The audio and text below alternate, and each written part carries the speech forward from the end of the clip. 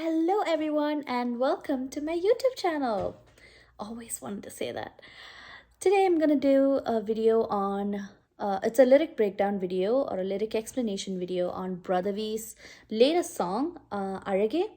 The song released about 6 days ago, and I've been hooked. The song is amazing. I've been obsessed. I've been listening to it all the time. The first thing that stuck out to me was the lyrics.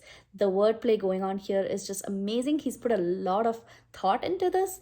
The video is so complimentary, it's so beautiful, well produced, and so emotional.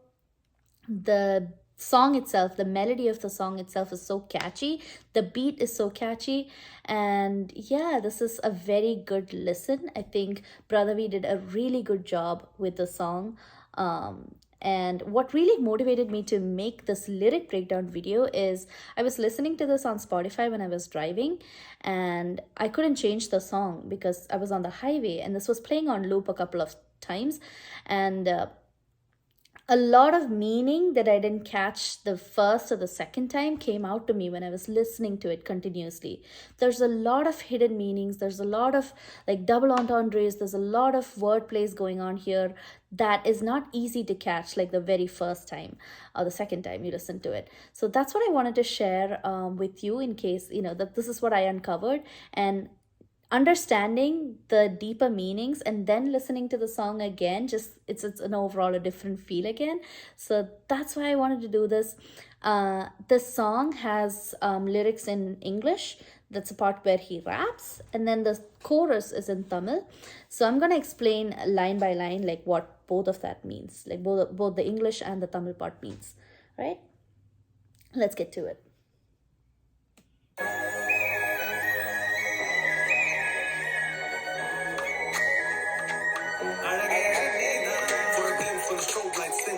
I could let it all go and be a simple day. Ethereal is the most priceless felt. You a star, shimmering like Orion's belt.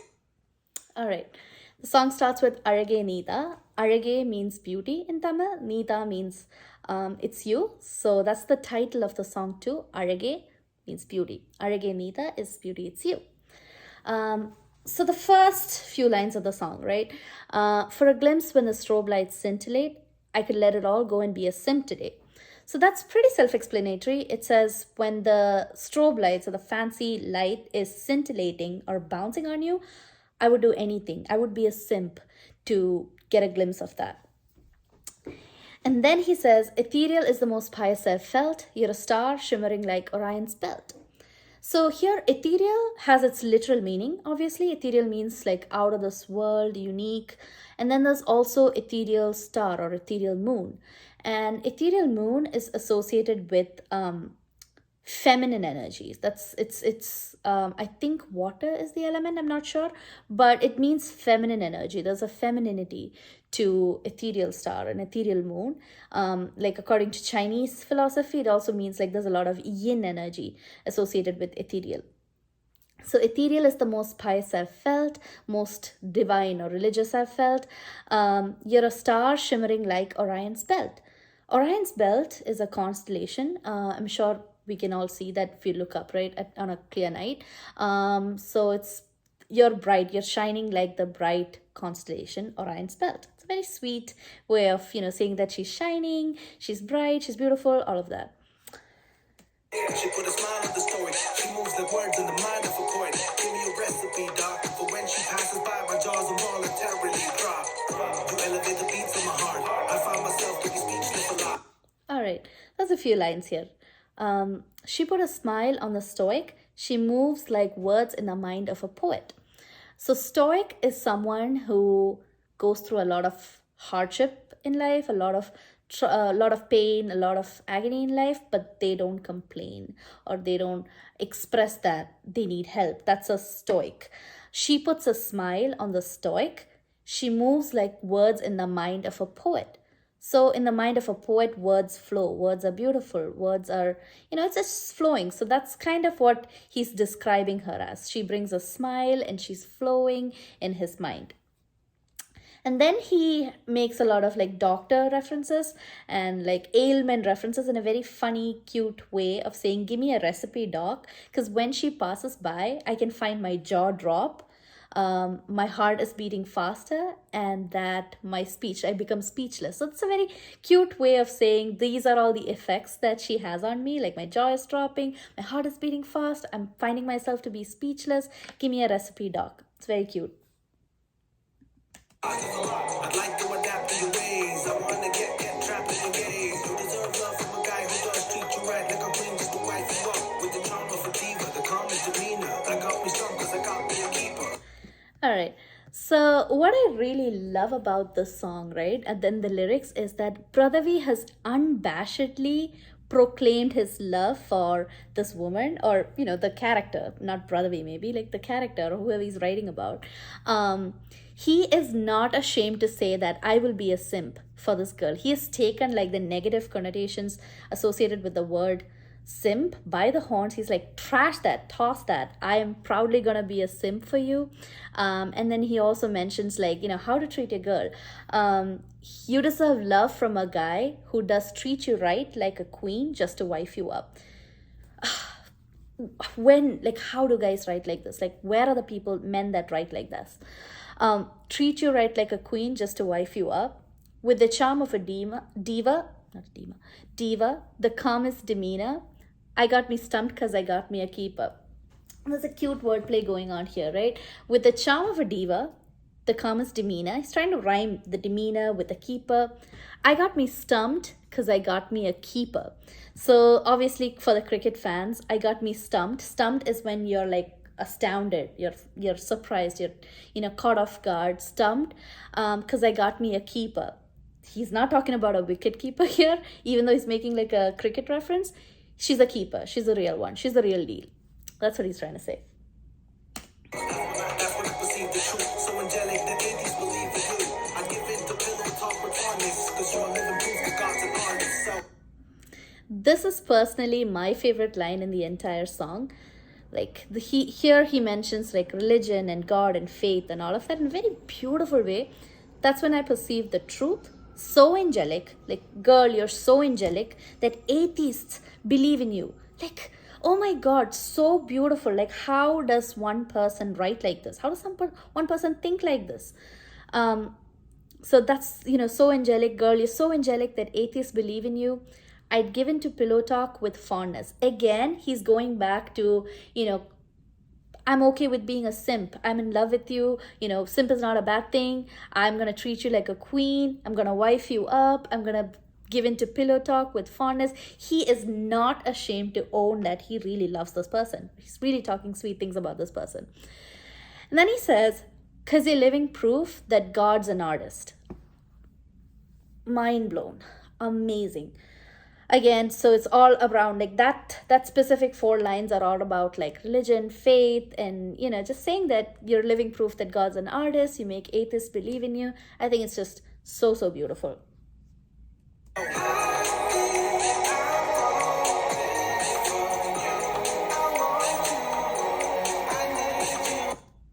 So yeah, I think I falling in love with you. I think I need you. That's very self-explanatory. You know that. And I think right after this is where we move into the Tamil chorus.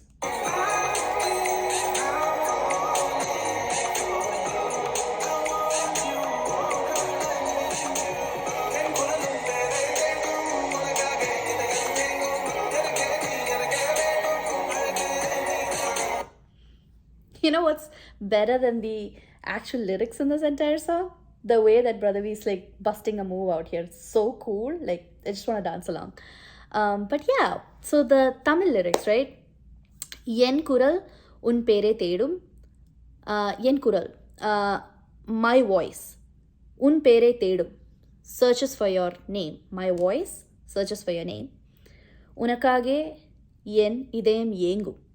That means my heart yearns only for you. Like, I want you. I'm longing for you. I'm desiring you. So beautiful. Yenake ni yenake venum. That means I want you all by myself, all to myself. Arage nida. Arage nida is beauty. It's you. All right. So beautiful. Like this, I don't know who is his muse, like whoever, like if he does have a muse, that's like one lucky girl. It's so beautifully written. Like this is gold. This is lyrical gold.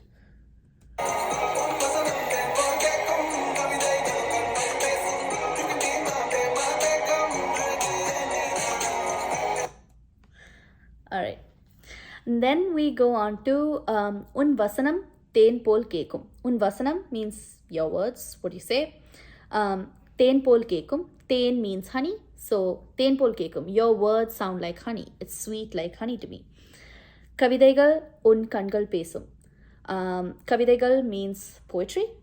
It's the same thing in Malayalam. Like I don't speak Tamil, but I can understand Tamil because it's very close to Malayalam. So that's why I can kind of understand this, and it's also there in the video. So Kavidaigal un kangal pesum means your eyes speak poetry. You can be my begum, arege dida. I'm pretty sure that's also self-explanatory. You can be my bay and my begum. So begum is like the Muslim equivalent of saying Mrs. So it's a name you give to someone of a marriage status. I think back in the days it used to be used for someone who's like of higher ranking or something like that, like for the queens, I think.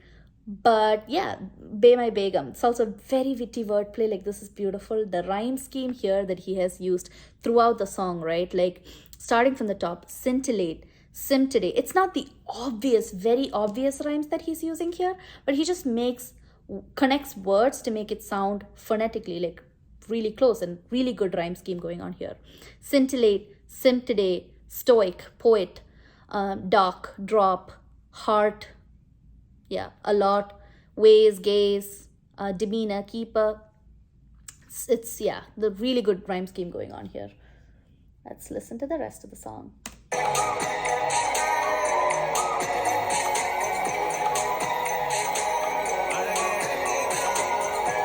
His moves, man, so good. So catchy.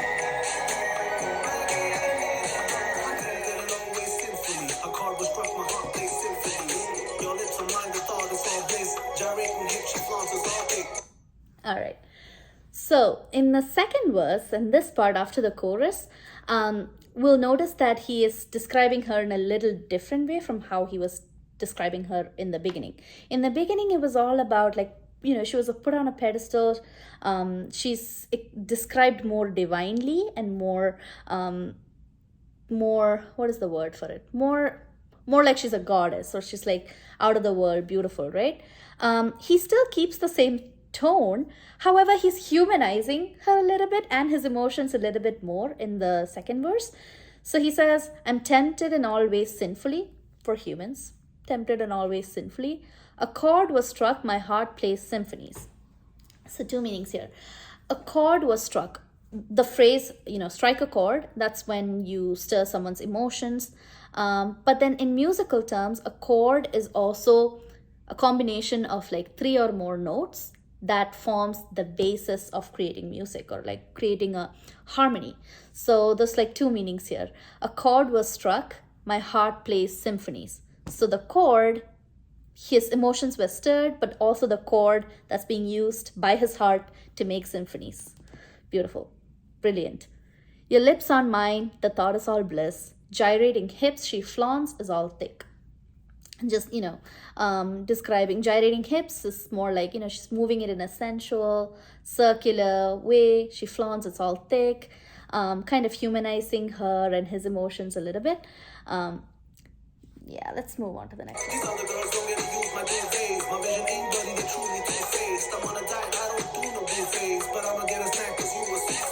Ooh. All right. So here he's getting a little naughty. So the next line is, these other girls don't get to use my duvets. My vision ain't blurry. They're truly two-faced. So these other girls, they don't get to use my duvets. Duvet is like a quilt, a comforter, bedsheet, kind of thick bedsheet, thick quilt that you use on top of your bed. So he's just saying, the other girls, they don't get to use my duvets. They don't get to go to bed. They don't, he's not about that.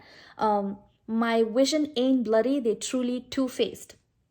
Again, witty. He's like They don't get to share my duets, not because my vision is blurry, but they're actually two-faced. My vision is okay, they're two-faced though.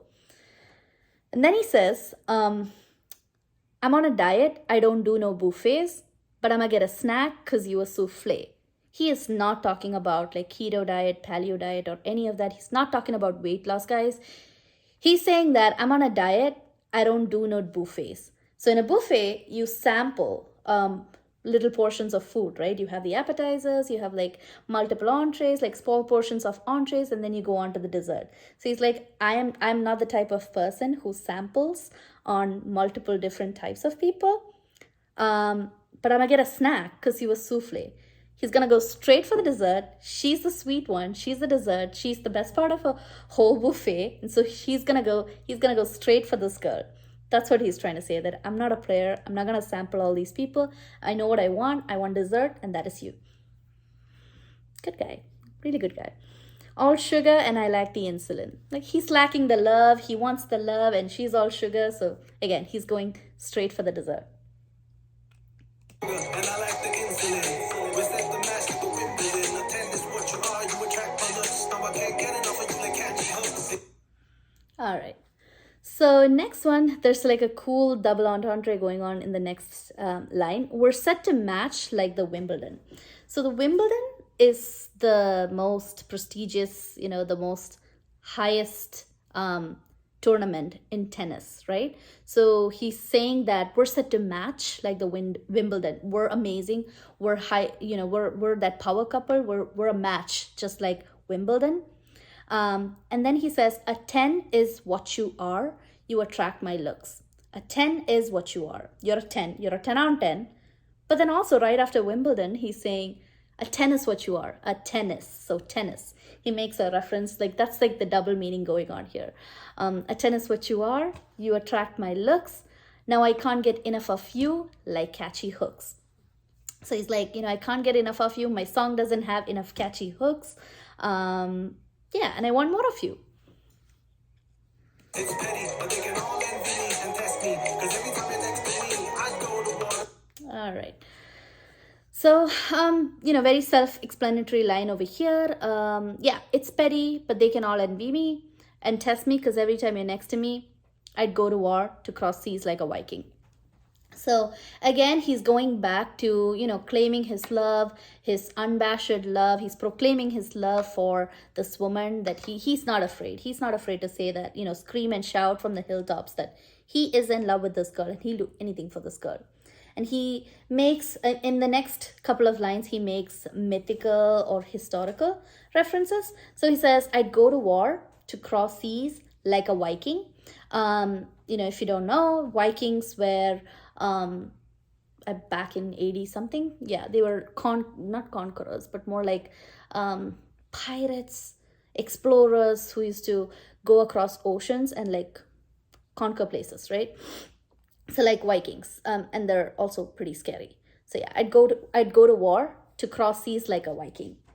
Cross seas like a Viking to give you a life that's all travel. I aim, destroy pantheons for you, to be frozen in time, but eons for you. All right. So there he says, to give you a life. Next he says, to give you a life that's all treble, high end. So here, one thing that he did is he kind of explained what he's trying to say, like by saying treble and then high end, just to make it a little bit more easily understandable. But I feel like maybe that could have been avoided. I don't know. I just would have liked it ending at treble and then leave it to the listener to kind of figure out what that means. So treble in music again means the high part of a note. So on a piano, like this side, the right side has the higher notes, the shrill, the high pitched notes, and then the left side has the bass notes, so the deep notes. So to give you a life that's all treble, high end. So to give you a life that's all on the high level, like we're vibing high. That's what he's trying to say. Destroy pantheons for you, frozen in time, spend eons with you. Destroy pantheons. So remember I said he mentioned Vikings. So destroying pantheons for you, I think he's making a reference to like God of War. I remember this because I played the video game. Pantheon is like in Greek myth. There's like a Roman equivalent to it as well. But yeah, I'm going to talk about the Greek pantheon. So the Greek pantheon is a group of like 12 gods, I believe. And yeah, there was like the god of war, Kratos, who destroys the pantheon in revenge for his family. There's like the whole history. I'm not going to go too deep into that, but he destroys the pantheon because in revenge for his family. He accidentally killed his family because he was betrayed by one of his mentors. So he's just saying that, I'm going to destroy pantheons for you. I'm a god of war. I'm going to go to war, cross seas like a Viking to give you like the good life, and then destroy pantheons for you. All right. And then he says, to be frozen in time, spend eons with you. Eons means eternity. It's endless time. So to be frozen in time, to spend eons with you. So this to be frozen in time portion of it, I'm not sure if he meant anything that is connected or related to like mythology there. There are Nordic gods or Nordic characters who have been it's been said that they were frozen in time and released. I don't know if that's the kind of reference he was trying to make, or maybe that's not what he meant. But yeah, frozen in time to spend eons with you, spend eternity with you. And then the next part is so cool. Oh my God. I keep it 100, my principles sound. You can back on me, I'll make your interest compound. Yeah. All right, so this line, I keep it 100, my principles sound. You can bank on me, I'll make your interest compound. So what's the first thing that, screams at you? He's trying to make like a principal interest and principal banking kind of reference, right? And that's the obvious one. But there is also something called a 100-0 principle. A 100-0 principle means is that in a relationship, you take full responsibility for that relationship and all your actions without expecting anything in return. So that's what a 100-0 principle means. So I think he's also talking about that and not just like the very straightforward, obvious meaning. I keep it 100, my principles sound. My principle is strong, my principles are strong. And that's also a reference to everything he said in the beginning to, get you a guy that treats you right, who's going to wife you up. I'm not going to sample from like the buffet. I'm just going to go straight for who I want. So there's like a lot of references to principles that he's mentioning. So I think that's one. Like he's saying that I'm a guy with solid principles. And then he's talking about the 100-0 principle. Which is, what I just explained about the responsibility in a relationship. And then the bank money kind of reference principle. So I think it's a triple entendre here. And that's amazing. That's awesome. My principle sounds, you can bank on me, I'll make your interest compound. So, I'm such a good guy. I'm so in love with you. I'm going to treat you right. And by doing all of this, your interest in me is going to compound. You're going to be so interested in me. We're going to fall in love. We're going to be so happy. We're going to make babies. Amazing life. So I think that's what he's trying to say here. That's, I think, the end of the rap. And then we're going to the rest of the chorus, I think.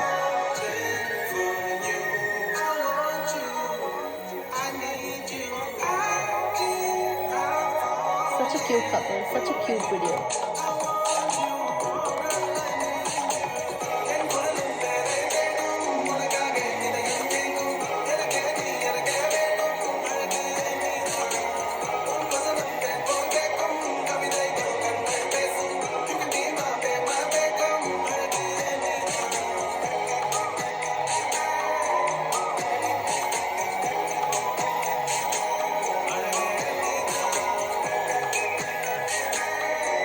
I wonder whether he choreographed it on his own or whether he had someone to do it for him. Such a move, such a vibe.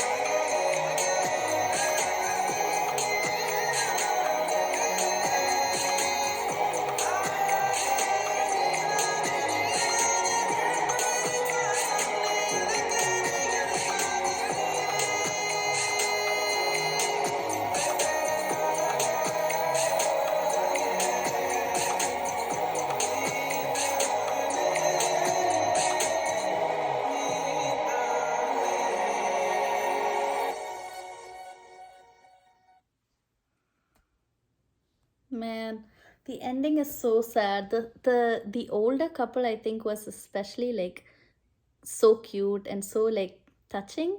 And yeah, at first, so one thing about the video that confused me a little bit. So when I first saw the video, I thought this was like the older self and the younger self, and something along those lines. And then I think the second or third time that I watched it is when I realized, oh, like the boxes that they're holding, the wedding ring that they're holding is different. The paper that they're holding is different. It's not the same paper. So that's when I kind of realized it's two different couples. Maybe you got that, the other people got it before me, but I was a little confused by the storyline.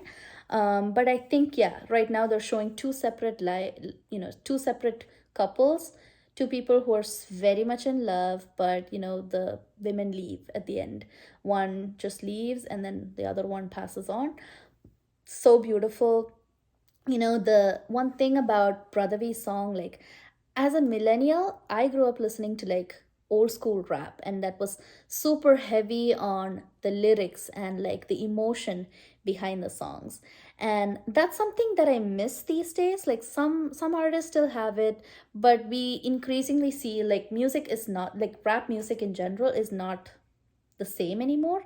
And personally, like that's the kind of music that I like. So this is so on point to the type of music that I like, and I really love like all of his other music as well. But yes, I think this was so refreshing and has a very familiar feel to it, in terms of like what old school rap used to be. So yeah, now that you know the meaning of these lines, like why don't you go listen to it once again? It's gonna sound like even more beautiful now that you know the meaning. If you want any other videos or any other rap songs, like, or any other music explained, do leave a comment and I will probably post something, something that you like. So let me know. Share your love in the comments and subscribe. Thank you.